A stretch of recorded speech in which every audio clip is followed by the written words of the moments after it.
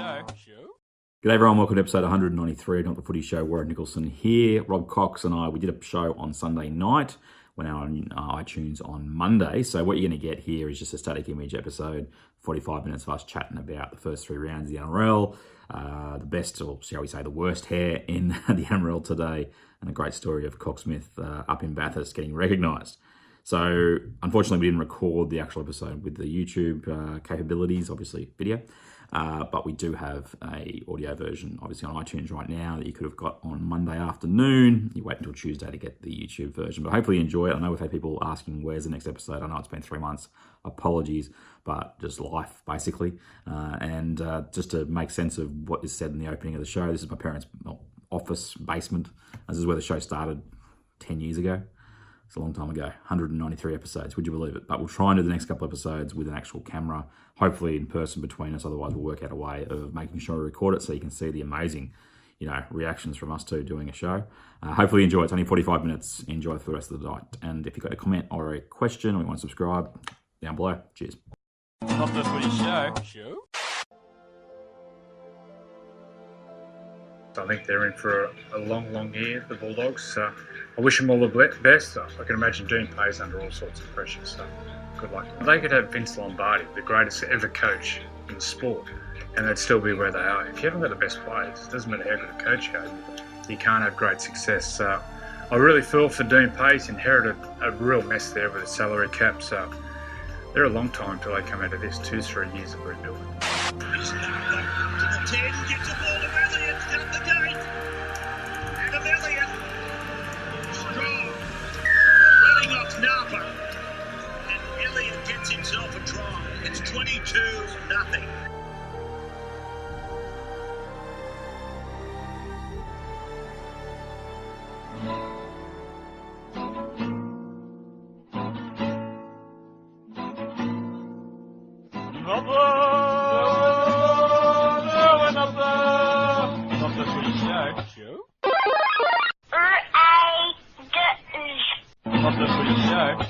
G'day everybody, welcome to episode 193. This is Not The Footy Show. I'm Warwick Nicholson. I'm joined once again by the Cocksmith, Mr. Rob Cox, over there in Camden. I'm actually Cocksmith. It's been 4 months or 3 months since we've done this show. I'm no longer at Cammeray, or I am at Cammeray, but I'm in the dungeon. I'm where Not The Footy Show began, mate. Pretty much the parents' basement, however many years ago, out there in Galston, mate. It's a bit surreal, but so is having a new episode of Not The Footy Show. How are you, champ? Mate, I'm well. So what are you doing? Have you and your flatmate had a falling out? What's going on? No. We're starting off with all football all the time here on Not The Footy Show. My parents have sold the place out here, so Right. we're out doing one last camp out here. We're on 5 acres out at Galston. And Nice. Yeah, I've got a fun job tomorrow of going through about 25 to 35 years of collected junk that has my name on it. So It's going to be a fun week or two as they head towards selling. But it's been 3 weeks of rugby league, Cocksmith. Yes. I have seen a grand total of about 5.5 matches. I'm being upfront with everybody right here. I have been busy. I've been fishing in Arnhem Land. Yeah, I've been very winning committed. Very committed to Not The Footy Show. I know. I've been winning a cricket grand final. Go you mighty Glenorians. And camping outside. It's been very hard to watch football, but you, I believe, have not missed a game. Is that correct? That's not correct. I've actually shot 9 games of the season so far. So what are there? 8 per round. There's 24. So I've nearly got to half of them. Well, you're doing better than me because there's been 3 rounds. We have only 2 teams undefeated after those 3 rounds. It's the Melbourne Storm and the Rabbitohs. We will take you through whatever we've seen for the first 3 rounds in episode 193 today. It's also called the John Bateman Appreciation Society episode. You haven't seen him play, which is a good indication of how good this podcast is going to go. I'll just dominate that. I've seen 1 game, so we're doing well. It's a great ability to get back into Not The Footy Show. We're also on YouTube. 1,000 views of our last episode, and we're not even recording this one via camera. So we're giving the people what they want, Cocksmith. Yeah. And you will tell us about just that after the break here at Not The Footy Show. Absolutely. Not The Footy Show. Okay, it's time for the first Cocksmith story time. Or Cocksmith from the sidelines or something. We need some sort of... Yeah, I was in the end zone, the southern end. Cocksmith, can we call this segment Cocksmith in the end zone? Absolutely, you can. As long as we can call John Bateman the master. Very good. Keep going. All right, you're out there. You're out somewhere on the weekend. Last night, it was as cold. I can't say what it was cold as, but it was very, very cold in Bathurst. And just after half time, I decided to change sides. Very narrow sideline at Carrington Oval in Bathurst, and so I thought I'll go over to the other side of the field, not away from the TV cameras and the benches and whatnot. So I went down via the south end, and as I was going around the end zone, Melbourne had just scored a try, Penrith certainly didn't. No, not at all. And I was kneeling down and I was photographing what was happening, and kind of looking around at the crowd, and I hear someone yell out, "Yo, Cocksmith!" And I kind of turned around. I'm looking, and straight away I thought to myself, hold on, Woz has been playing this down. We've got fans in Bathurst. We're big in Asia and we're big in Bathurst. That's pretty much the big in the back cold to back. old, yeah, it's cold old Bathurst. And I turned around, I looked from where it came from, and I heard it again. "Yo, Cocksmith!" I looked around. I'm thinking, who knows me? Nobody really knows me, as Cocksmith, apart from you and probably Chucky from the NRL. And anyway, I thought, this is all right. And I'm looking through my camera lens. I turn it back towards the footy, and I notice that Cameron Smith's lining up a kick, and I heard it again. "You Cocksmith!" And I listened one more time, and I figured out that he wasn't yelling out, "Yo, Cocksmith." He was yelling out, "You're a Cocksmith." Now, put that together however you like, but I don't think he was talking to me. I think he may have been addressing the ex-Australian captain, the great Queenslander, Cameron Smith.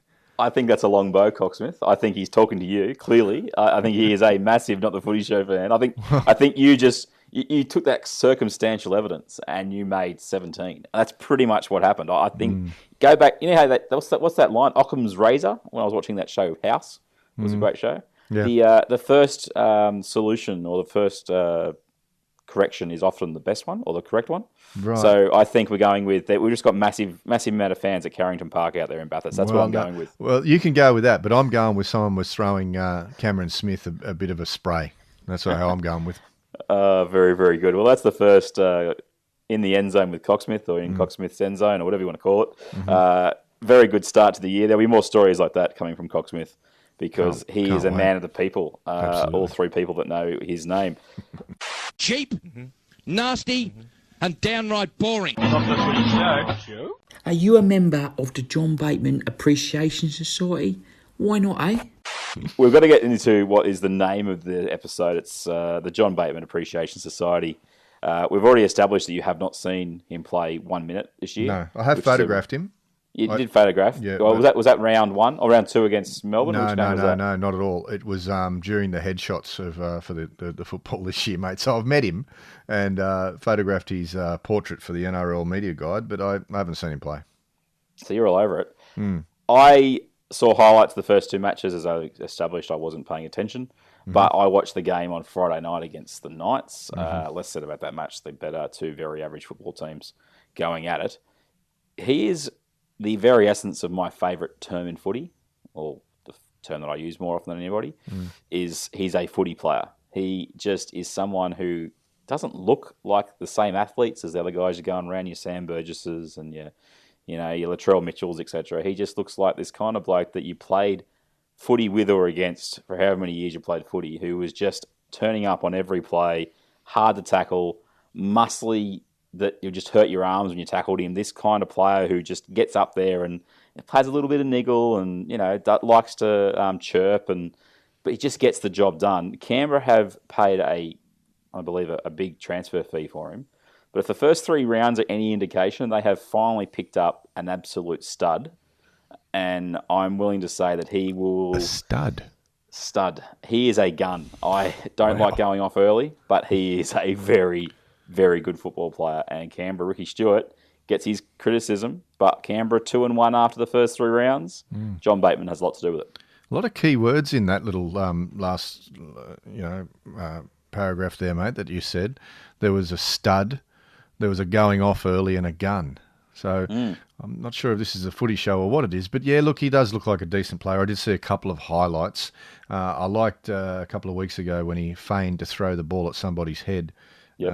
I kind of like Nigel as well, but yeah, he looks like he's going to be good. It seems to me that they're trying to pack some poms down in Canberra. Didn't they just buy a halfback as well? And well, there's talk that they've got Hodgson. George Williams, who apparently is the English halfback. I've never seen him play, but then again, that doesn't mean anything. They've got Josh Hodgson, who probably had his best game of the year the other night. They've got that Ryan Sutton, who had played all right on Friday night, and they've also got Elliot Whitehead, who we both know is a really good footy player. They've got four. They've got the Beatles, or whatever they're calling them down there. It's not a bad effort. They actually did a photo down in Canberra of them doing a crossing like Abbey Road. It was impressive. But that's as much Canberra love as you're going to get from me this entire year on Not the Footy Show. But I just wanted to give John Bateman his due. That has been an outstanding introduction to the NRL for a English player. We've had players that have come out and had a wealth of expectation on them that haven't quite delivered. We've had guys that have delivered, a la the Adrian Morleys, the Gareth Ellises, and of course Sam Burgess. But John Bateman, just from what I've seen so far and just the way he plays his football, it might be a bit early, but I'm willing to say he's got that kind of pedigree about him, which I was going to say, what do you think of the Ranger down there, the new Ranger, Horsburgh? Oh, Corey Horsburgh. Oh, mate, the kid can play. See, this is why we get on well, Cocksmith, because he's a goer. That's probably something that Canberra needed. Now they lost all their props basically in the off-season. They had to move Soliola to prop. Papali's gone to prop, which I think's been a pretty good move. But this kid, he adds a little bit of something, as they say. Well, he's a Ranger, mate. He's a ginger. He's a bluey. He likes to have a crack, Good on him. No, I like him as well. I like the look of him as well, mate. Not too sure I like the look of Sam Williams, but hey. Well, this is the danger. They've got. I was having a chat the other day with somebody, and I was saying, can we play with 12? Can we just forget the halfback? Caesar's not cutting it, and Williams is. He played all right on the weekend, but there are some deficiencies in the way Canberra play. Last point on Canberra: if they keep not giving the ball to Rapana or Kotrick inside the 20, they're going to lose so many games this year. It is embarrassing watching them pass up two outstanding talents on their flanks because they just refuse. They just set up, and they never actually attack. Jack Whiten had an up and down game on Friday night, but at least he had a crack. But they've got to do something about giving the ball to the two players who actually make a big difference for them in the 20. Didn't want to start the show with Canberra, but it is called the John Bateman Appreciation Society. We're in fifth. Can I get to the teams that actually are undefeated? Storm and Rabbitohs. I've seen two full games involving these sides. Yeah, they're the business. Rabbitohs got pushed tonight by the Titans a little bit. Melbourne have looked very comfortable. They're down to the big one pretty much in terms of, the big four has become just the Cam Smith. He's looked really good. He was really good on Saturday night. Looks like he's really, I don't know, it's like he's almost got a little bit of extra speed in the legs of Cam Smith. I don't know. Is it just me? No, I don't know. I don't know if he gets faster as he gets older, mate. I think he's just doing a little bit more. He's kind of, I think he is kind of making up for the fact that there's no Cronk. I mean, Munster's ably assisting him, by the way. Yeah, absolutely. Better known around Bathurst as the thief in the night. But he's ably assisting him. I think he's just doing a little bit more work. He's upped his workload to cover for Slater and no Cronk. But Brodie Croft played all right last night. Cameron Smith worked hard, didn't really stop. Mate, it was they were pretty brutal last night. They didn't take their foot off Panthers' throat at all. No, the Panthers looked a little bit lost from what I saw, and they do look like a concern given who's out there on the field. Well, they look a little bit like a rudderless ship. I was really surprised with the Panthers last night. I have shot 2 or 3 of their games so far. Excuse me. It looks like James Maloney is running the show out there, and I not that I like James Maloney, but I always thought that the Panthers looked more dangerous last year when Cleary was running the show. They're obviously missing Viliame Kikau. Big time. And they're probably missing a hooker. I'm not sure what they keep doing with Katoa and Wade Egan. Katoa is a stand and deliver kind of guy, and Wade Egan is probably a little bit more creative. Maybe Wade Egan doesn't have the size to play early on, or maybe the battle hardened body. But they need to sort it out quickly because it's only 3 games in, but they they got a shaky win against Newcastle, I believe.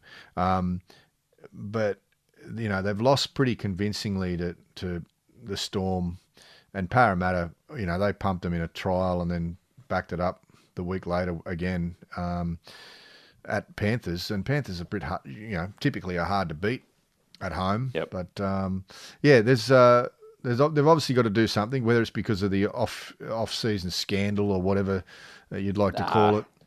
What do you think's wrong? I think I just think that I honestly think they look better with Cleary running the show and Maloney playing second fiddle to him.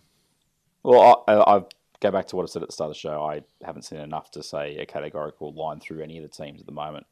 What I will say is that you look at the total points for the year, and it goes the Titans with 26 in last spot, and then the Penrith Panthers with 30 after 3 matches. They're averaging 10 points a game. I know 2 on the weekend didn't help that average, but still only 28 points in 2 matches. That's a concern. Not having that kick-out edge guy. They didn't have Yeo the other night. I think Fisher-Harris has been okay, but you're starting Frank Winterstein and Harm Salo in your back row. It's not the Penrith, athletic back rowers that you sort of remember. Yeah. And that sort of game changes. I'd give them time. I'm not going to write them off by any stretch of the imagination. What I will say is that just expectations with the Penrith, you've got to... I think that what we've seen in the last 2 years has been more of the Penrith that we're going to see, where it takes some time to get going, rather than that year in 2016 where they just went bananas.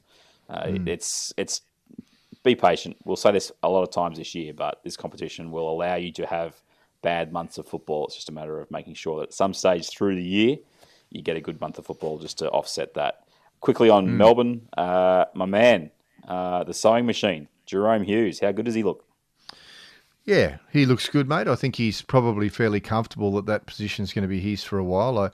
I think if Drinkwater was around, he might be a little more nervous, but it is always nice as a player, I think, to be assured of your position and know that there's some breathing space there. So, yeah, he looks good. Yep. And Brodie Croft is obviously settled down a little bit, and he's playing good football. They're all playing good football. I don't think there's anyone out of form in that whole probably squad of 17 that I saw last night. They were great. Yeah, and to the Bunnies, they accounted for the Titans who gave them a push tonight. I watched the Bunnies game against Saints in round 2. That second half was very impressive. That was an impressive half of football from Bunnies. They'll be fine. They just got to stay healthy. If that starting 13 stays healthy, the Bunnies will be fine. As for other teams, Cronulla have put 2 good performances back to back.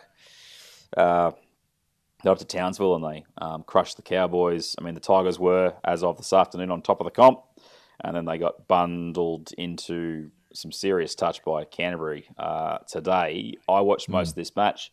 What worried me the most, if I'm the Tigers, is that their ruck defence got basically pulled apart by front rowers who can't pass. Dylan Napper's setting up tries. What's happening?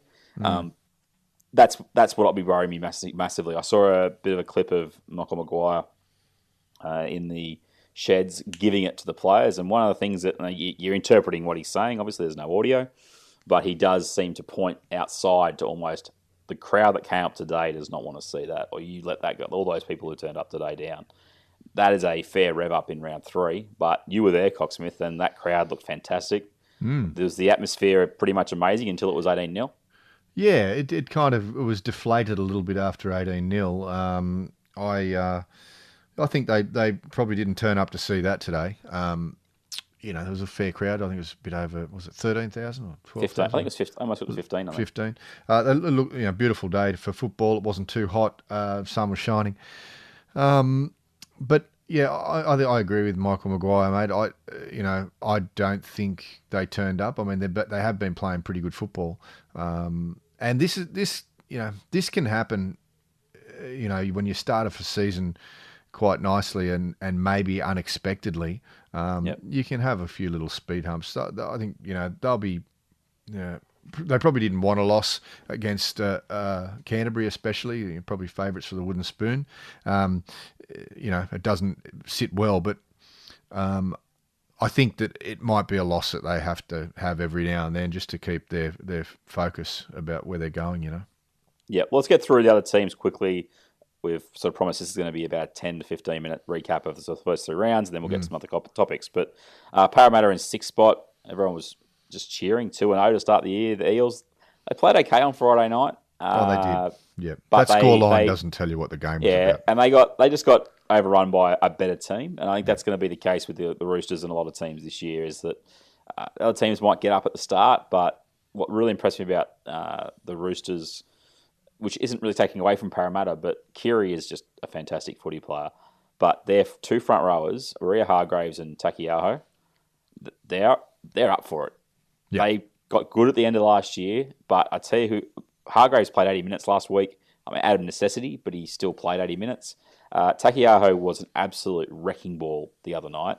They stay fit. Obviously, they need a friend to be around, and Cronk hasn't played those last two matches. I wonder, and I'm probably overthinking this, but dodgy hamstring, and the Roosters don't play him against Manly. They don't play him against Parramatta. I think that's matchup resting as opposed to whether or not he could have played. Just making sure he gets that extra week. So good luck to the Roosters. Yeah. Team that everybody was basically saying, how bad are you as a football team? Currently find themselves in 8th after one win, and that's Manly, who obliterated the Warriors the other night. I've only seen the highlights, but Manly have got 4 or 5 good players and not a lot else. But if they fire and they get their share of possession, the likes of Tommy Trbojevic and Cherry Evans will cut some teams up. It is a fun duo to watch play footy. Other than that, Cocksmith, I'll go through the Broncos, the Knights, the Dragons. We'll talk about them after the break. The Warriors, Cowboys. That's the rest of the team. Anyone out of there you really want to talk about? No, I just want to interject a little bit about Manly, mate. They're going to lose more games than they win this year. I agree with that. They beat a very, very lackluster Warriors yesterday. Was it yesterday? Friday? I can't remember. Oh, whenever we record this. It's been a long weekend. Yeah. On the weekend. On the weekend, yes. And look, the Warriors are, again, one of those teams that you don't know what you're going to get. It's like a box of chocolates, isn't it? You don't know what you're going to get. Forrest. Sometimes they're brilliant, sometimes they're crap. Well, I think there's a few teams that fit that category this year, unfortunately. Yeah, you could be right. You could be right about that. And Canberra are probably one of those teams. And let's move right along. Let's go to a break. St George are probably one of those teams. Yeah, go on. Go to your break. They're 5th, buddy. Yeah, we'll get to other teams, but we will talk about the Gareth Widdop injury after the break here at Not the Footy Show. Again, I know we're not that smart, but we ain't that dumb either. Not the Footy Show. All right, we're back. It's episode 193 of Not the Footy Show. Warren Nicholson, joined by Roberto Coxsmithian. Mm-hmm. Buddy, Gareth Widdop, in the off-season, I think it was post when we did our preview. I think he announced he was going back to Warrington at the end of 2019. Well, first he said he wasn't. Not going. Well, Definitely not going. His dad got on Twitter, not going. And then he's going. Was it Paul Gallen's dad or was it Gareth Widdop's dad? Someone. Anyway, he's done his shoulder in the 3rd round. Very innocuous. It's the same one he did at the end of last year. Yep. It just looked not good. Basically, the chat is that could be him done. Yep. The prevailing conversation before that, however, was how many cooks can you have in the kitchen at St George? Mm-hmm. They had the Corey Norman, Ben Hunt, Cam McInnes, Gareth Widdop quaddie going, and basically it was not working. Cocksmith. It is now been, I don't know if it's been rectified is the right word, but it's been addressed because of this injury. Matt Duffy will come back into fullback and give them a running player that they desperately need out wide. Yeah. There's no doubt that they are a better team if Gareth Widdop is in the squad. However, do the Dragons change the way they play now they've got one less playmaker in that team? Do you reckon they play a bit more direct? What do you think is basically the outcome of Gareth Widdop not being available and Duffy at fullback? Well, obviously they won't be able to play to Gareth Widdop's strengths, and they'll have to play more of a game designed around Hunt and Corey Norman. It's kind of solved a problem, even though that's a pretty nasty. It's not. I don't mean that Gareth Widdop was a problem at all. I just think the whole situation was a problem, and I think the Dragons had to jump when Corey Norman became available. You don't often get players like him come on the market, so. But ideally, it would have been better for them to maybe have waited. Although it now figures out if they had have, then possibly Widdop would have had the injury. He looks like he's going to be gone for at least 12 weeks, they're saying. Yeah. At least 12 weeks. So that would bring him back somewhere around, in the perfect world, around round 15 or 16. That's if there's no speed humps and depending on what happens after the scans tomorrow and everything like that. But, yeah, look, I think it will change them a little bit. I think Widdop is one of those players that he just, he's so good of playing what's in front of him. Probably he's probably a little bit more advanced than Norman is there, but Norman is still a very good player, and we saw that he's got a few tricks up his sleeve, which we saw the other night. Funnily enough, he was playing at fullback when that happened to Widdop. Yeah, exactly. But yeah, Dufty will get his chance now, and I know that he's definitely been waiting for that chance. He knew it would come this year. It nearly always does when you're just sitting on the sidelines waiting, and he'll make the most of it. I hope it works out for them. I think Cam McInnes was probably the biggest loser in all of that, having to go back and play lock or second row. I think he's probably in the top 3 hookers in the comp. And ooh, big call. Yeah. Well, name who's better than him. Josh Hodgson, Cameron Smith, Keep going. Robbie Farah. Robbie Farah. Yeah, okay. Look, he probably I'm basing it off 3 rounds, mate. He may come in at about 4th because you also Damien have, Cook. There you go. Cook. I've sorted you out. But he's right at the top of the tree, and to push him back because they need to keep Ben Hunt in the team and whatever else. So it's kind of solved a problem, but there is another headache, and that is you don't have Gareth Widdop, and it'll be. I mean, St George have got plenty of headaches as far as players are out. Frizzell and Jack de Belin and now still Widdop. unavailable. Yep.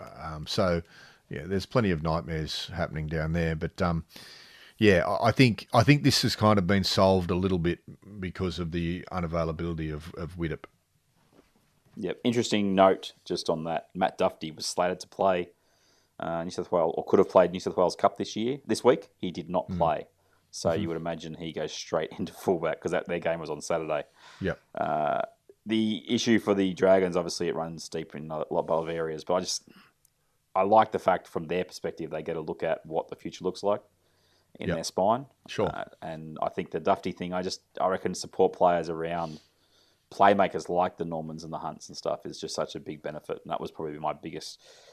I couldn't figure out what McGregor was thinking in regards to, well, someone's still got to run the ball. And I know you got Ewan Aitken who never passes, and Tim Laffey is not much different to that. But you need that player around, sniffing around the ruck who can turn those half chances that your quality playmakers create into line breaks. And that's something that I think they were missing heading to that. There is another fullback playing 5'8" conundrum happening at the other Steel City that we need to touch on, and that's the Kalen Ponga at 6 experiment. Yeah, it looks like it may finally be over after he got moved back to fullback in the last 20 minutes of the Canberra game. Yeah, we've talked about this in that preseason show. I do not understand it from the point of view of he's 21 years old. He is athletic as he will ever be. You let him run every single metre he needs to run at fullback, and you let him avoid getting trampled in the line as long as you can. I wouldn't necessarily say that it's been a case of him having to do too much defence that's been the issue up there in Newcastle. I think they're just finding their feet a little bit, but please put him back to fullback, Brownie. Yeah, look, I think he's not ready for 5'8" yet, and he may never be. I mean, he's a great player, don't get me wrong, but quite often when fullbacks convert into 5'8", it's generally because they're a little bit older and being the fullback is too many miles in their legs, But who knows whether that will work out for Kalen? I hope it does. He wants it to. He obviously wants to play 5'8", or he says he wants to play 5'8", but his position at the moment, or his best position, I think, is fullback. And even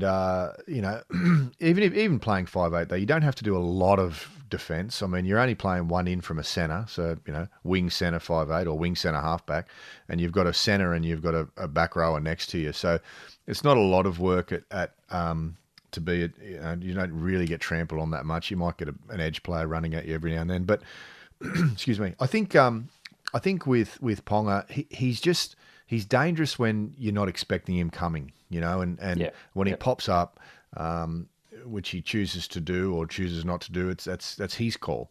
But I think the experiment is over, and I think someone said on a football show today that Brownie needs to make the 8 this year, because if Brownie doesn't make the 8, he may not be around, the hunter for much longer. So that's what we said in the pre-season show. We said he could probably finish 9th, maybe 10th, and just miss out and probably hold his job, but he can't finish any lower than that.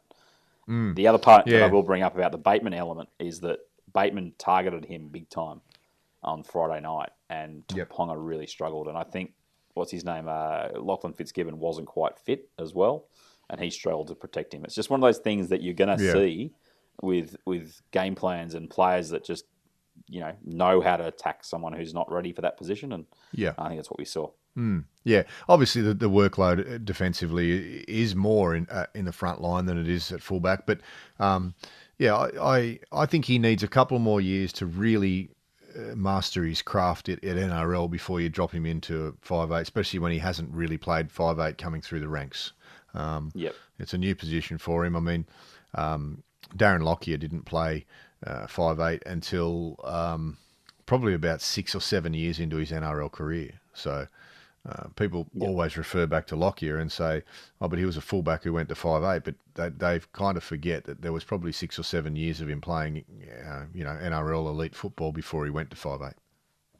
Exactly. Just for the record, everybody, I didn't get a chance to do the show before the season started, but I will give you what my 1 to 16 was heading into the season.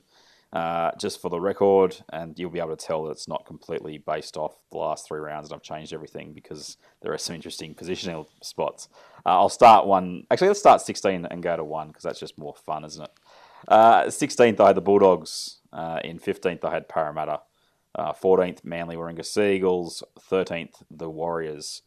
12th, the Titans. Now, I'm not going to lie, that Para have been probably the most impressive team of all those bottom 5, but I do rate them as the worst 5 teams in the comp, so far so good.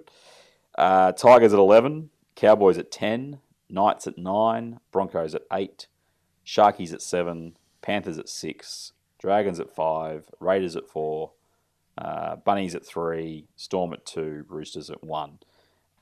I look back at now and I go, gee, doesn't my lime green glasses get in the way by putting Canberra at 4? But hey, they are 2-1 to start the year. And I also had the Dragons at 5, Cocksmith. Now, if this holds true, and this is why I bring it up,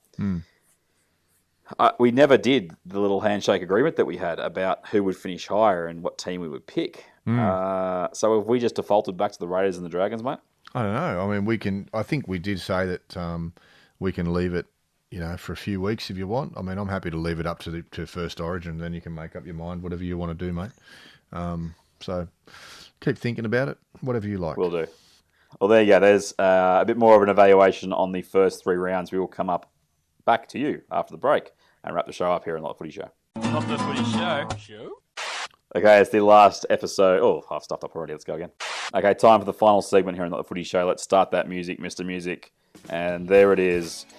We are on YouTube. Now, it actually did pretty well, Cocksmith. 1,000 views of our pre-season prediction show, and people actually, real people, Cocksmith, asking us to do more shows. I'm going to read their names, not that you can... Are any of them from Bathurst?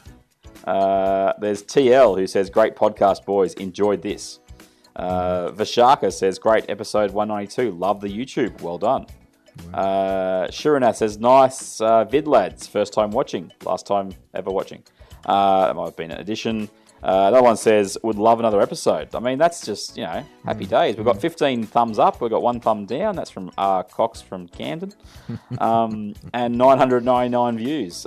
We will try and do episodes in the flesh. We're going to have to work through some logistics about how to get you guys episodes where it's pretty much audio. You probably need to let us know whether it's worth putting on to YouTube with that. It could just be a couple of static images and a little intro maybe. We'll see how we go. If they're short, it's probably doable. If they're longer, that makes it a little bit harder. But people were in love with the fish tank, Cocksmith.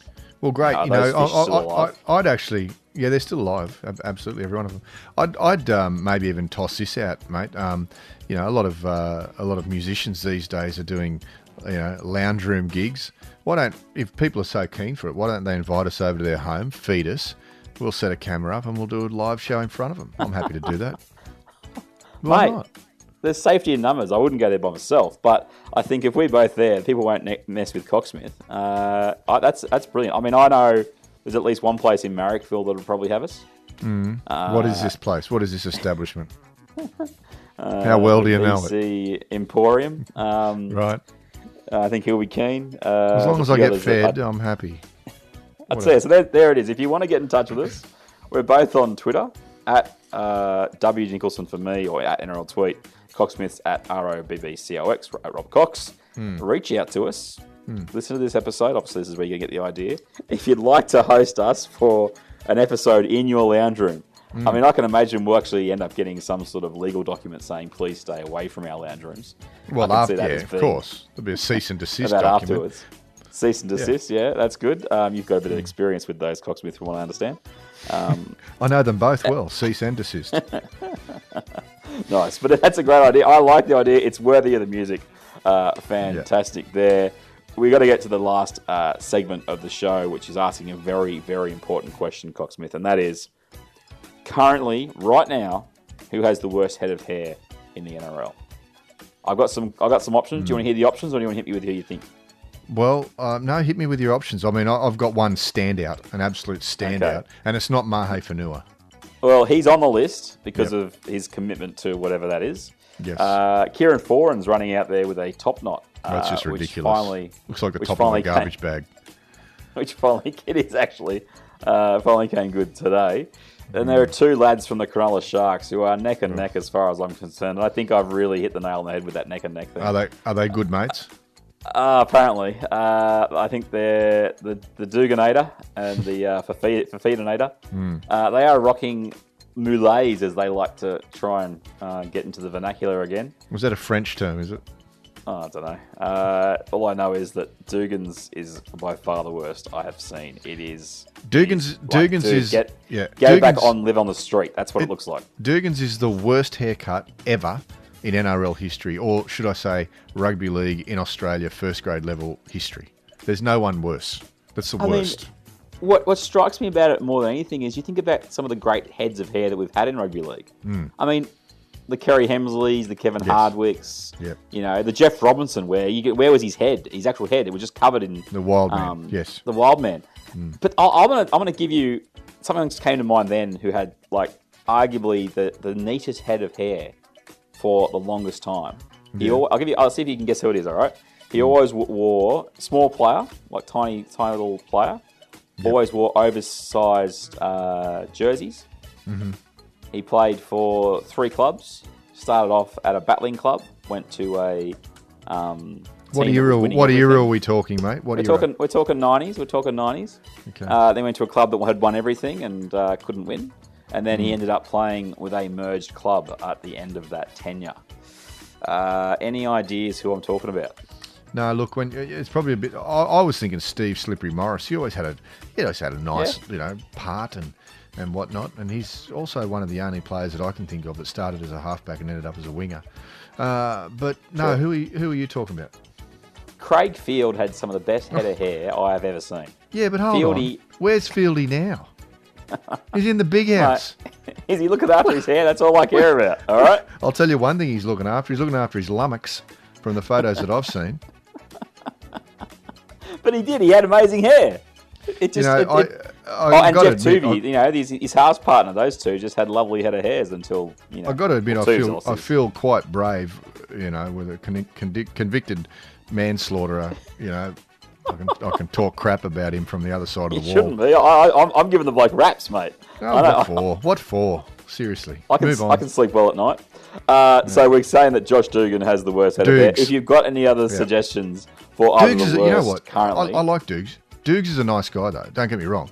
But that haircut that he's rocking at the moment... Oh, that's just so wrong. It's... Mate, I saw it. Someone put something on Twitter or Instagram the other day and it compared him with... Was it a character out of a movie? Joe Dirt or something? No. I'll find it. Maybe the NRL roast bloke on Instagram put something up. He occasionally comes up with a perler. Mate, it's the worst. I mean, there are obviously notable mentions in NRL history, but That one there, Dukes. I wish Fafita would just creep up on him and shave the back of it off or something. You know? Yeah, one straight down the middle. Yeah, but if you've got anyone who, on the flip side, had the greatest head of hair in history that can outdo my man Fieldy, let us know. And that was the final segment of the show. We're wrapping up, buddy. Hold on, I've got a question. Yes, mate. One thing I'd like to see, it just came to me then. One thing I'd love to see as far as haircuts go is we've got a lot of larrikins in the NRL. You know, I remember when Joey had the red hair and the bright shock of red hair. He came out with one game, and I also remember had a shocker. Cameron Smith had peroxided blonde hair one week. Very early in his career. I think he may have shaved it off. Probably round one. Probably the first game he ever played. And then no. It was in the first year or two that he played. But this is what I'd love to see. I'll throw the challenge out there for any NRL players that may have stumbled across this and are still listening 43, 44 minutes into it. What I would love to see is I'd love to see a larrikin give himself the premature, balding look. So keep the back long and zip the top in a circular fashion off. Like a Wally Lewis style, but obviously, like the bloke will have to be in his early 20s, and just zip the top of it off so that it looks like you've got a horseshoe hairdo. I'd love to see that. Do you reckon it's doable? Do you reckon some bloke out there's crazy enough to do it? No, I hope not. I hope they are. And if they are, I'm taking them to Ribs and Rumps. My shout. We're not going back there. Remember, they had horrible service. That's right. That's right. Well, speaking of which, if you want to sponsor the show, we are multi-dimensional now. We're on YouTube and we're on iTunes once again, which is actually how this show started, Cocksmith, way back when. We started off as a video. So you keep saying, but how many hits did you have? Oh, mate. How many looks? How many views? Mate, all I know is that people want more of you, and especially in Bathurst. That's the show, ladies and gentlemen. It has been a pleasure catching up with my man, Cocksmith. That's what I said. I didn't say anything else. And it is not going to be another 3 months before we get back into the business. Hopefully you've enjoyed this 40-odd minute episode. It will go on YouTube, probably as a static video. But hopefully you've enjoyed yourself. You can get at me at W Nicholson on Twitter and get us on Facebook, facebook.com/NRL podcast. Cocksmith, where are you? Yeah, mostly Instagram, but I'm on Twitter as well. Both have the same handle, which is just at Rob Cox with 2 B's, ROBBCOX. And make sure you give us a rating either on iTunes or let us know you're listening. We'd love to hear from you, especially around the idea of coming to your house, doing a show in person. You can be part of the show. That's the key. You don't have to sit there and just pretend you're enjoying it, or you're trying to convince the wife or the husband to let us stay in till the end of the show when we can put some dance music on and you can get up there and get jiggy with it. Is that the right terminology? Is that what the kids are saying? Yeah, for sure. Yeah. And the best bits happen in the breaks too. I mean, that's what you got to tell the 100%. people. They're the best bits. They're the pearls of wisdom that come out. And I mean, they obviously quite often get edited out because I can't help but swear in between. I can't go for any more than 5 or 6 minutes without swearing. Just the whole segment where you were telling us about the Cocksmith in the end zone or whatever it's called. That whole segment I'm going to have a struggle with. But it's been fantastic catching up with you, mate. I'll let you go. Yes. We will convene maybe even towards the end of this week, everybody. And we've got to organise that trip to Canberra. I've got to take the nephew down to take advantage of our season tickets. So the next match you're doing in Raiders land, mate, we might do a bit of a road trip. So Ricky wants me to bring my son down, as you know. Ricky wants me to bring... I'll just tell him that I'm your son as well, and so is my nephew. Probably young enough to be. I'll just shave the beard. It takes years off. Anyway, speaking of which, yes, it has been once again fantastic to talk to you. I'm now completely waffling. Have another show for about 3 months. That's what's happening. And we'll see you after the Pepsi commercial. Pepsi. That's it. See everybody. You're a Cocksmith. Yeah, what about that? Not the footy show. Show? Pepsi.